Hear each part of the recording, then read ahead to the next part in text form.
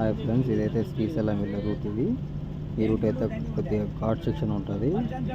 ఈ వీడియో అయితే మీకు చిన్న చిన్న టెంపుల్స్ వస్తాయి, అది కూడా నేను మీకు చెప్తాను. సో ఇక్కడ నుంచి అయితే శ్రీశైలం స్టార్ట్ అవుతుంది. మీకు ముందరికి వెళ్తే ఇంకా చిన్న చిన్న గుళ్ళన్నీ వస్తాయి, అది కూడా నేను మీకు చెప్తాను.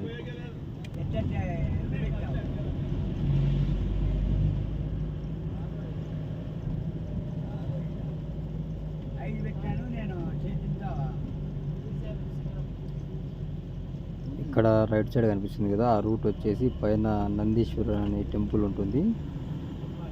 శిఖరం అంటారు ఆ టెంపుల్ని. వెహికల్లో వెళ్ళాలంటే అలా వెళ్ళాలి. రూట్ కనిపిస్తుంది కదా రైట్ సైడ్, ఆ రూట్లో వెళ్ళాలి.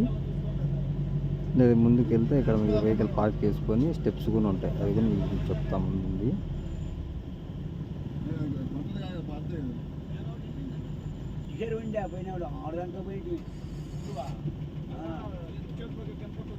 ఎందుకు పోయింది బండి పోయింది కిందకి.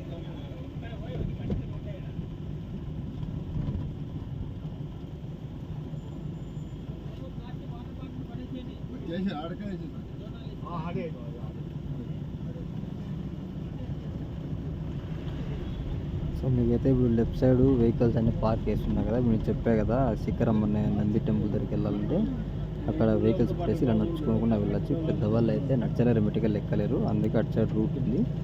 సో అక్కడికి పెద్ద వెహికల్స్ అయితే కార్ వరకు అయితే వెళ్తుంది. కారు, జీపు, ఆటో మాత్రమే వెళ్తుంది అక్కడికి.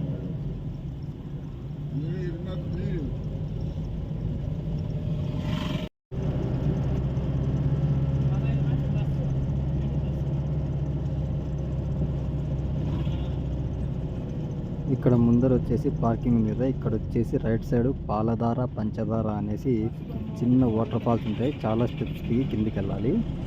అక్కడ నీళ్ళు వచ్చి చాలా తీయగా వస్తాయి అన్నమాట. పాలధార, పంచదార అంటారు ఇక్కడ ఈ ప్లేస్ వచ్చేసి.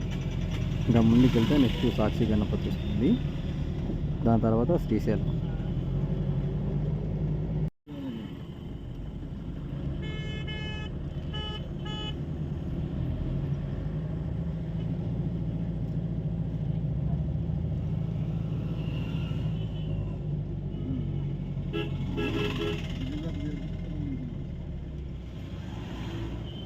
ఇక్కడ మీకు ముందు కనిపిస్తున్న టెంపుల్ వచ్చేసి సాక్షి గణపతి అంటారు.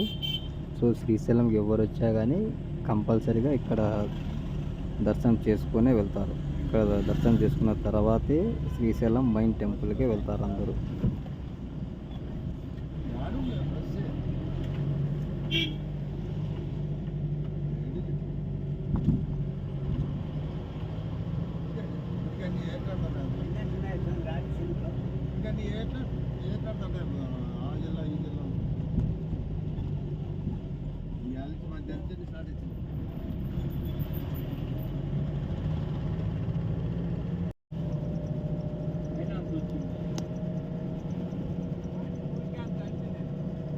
సో ఇక్కడి నుంచి అయితే శ్రీశైలం మెయిన్ టెంపుల్ అయితే స్టార్ట్ అవుతుంది. మనకి ఇక్కడి నుంచి అయితే వీడియో తీయడానికి అయితే ఉండదు కాబట్టి సో ఇక్కడికైతే నేను వీడియో అయితే ఎండ్ చేస్తున్నాను.